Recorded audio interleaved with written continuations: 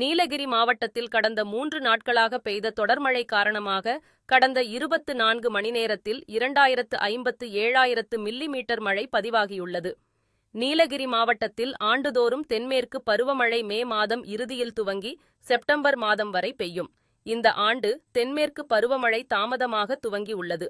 இந்நிலையில் இன்று நீலகிரி மாவட்டத்தில் மிக அதிக கனமழை பெய்யும் என சென்னை வானிலை ஆய்வு மையம் எச்சரிக்கை விடுத்திருந்தது. இந்நிலையில் உதகை, கூடலூர் மற்றும் அதன் சுற்றுவட்டார பகுதிகளில் கடந்த 3 நாட்களாக தொடர்ந்து கனமழை பெய்து வருகிறது.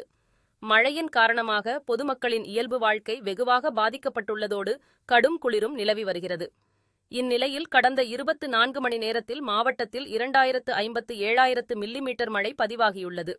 இதில் அதிகபட்சமாக அவலாஞ்சி பகுதியில் 339 மில்லிமீட்டர் மழை பதிவாகியுள்ளது.